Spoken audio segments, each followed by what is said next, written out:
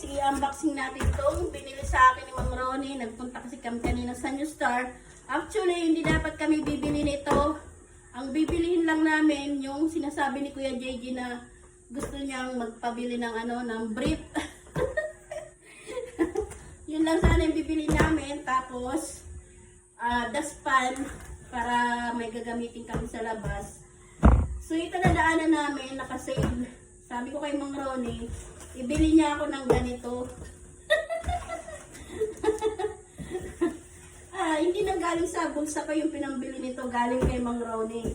Dali-dali niyang binili ito. Sabi nga ni Miss Bago, pag siya daw nagpapabili sa papa niya, hindi agad binilinhan. Pag ako isang salita ko lang, binilihan agad ako. Tapos guys, paglabas namin ng New Star, may nagkakagulo doon. Dahil doon sa New Star, may nag-iikot-ikot pala na nagbabantay na yung halimbawa naninigarilyo, or nakahubad, or nagbe-vape. Nasaktuhan sila. May, mismo doon sa motor nila na nagbe-vape sila.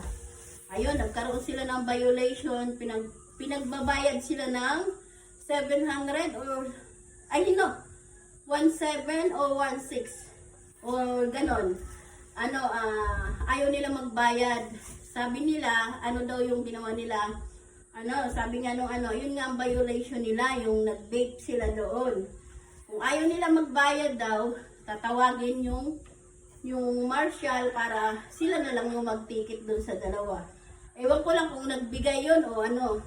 Sabi nga nung mga tao doon, magbayad na lang sila kasi kasalanan din naman nila na alam naman na nila na bawal na yun. Lagi nilang ginagawa yun. Kasi naman daw, magpatawag pa ng marshal at kukunin pa yung lisensya nila. Kung wala silang lisensya, di ba? Magkakagastos-gastos sila ng malaki.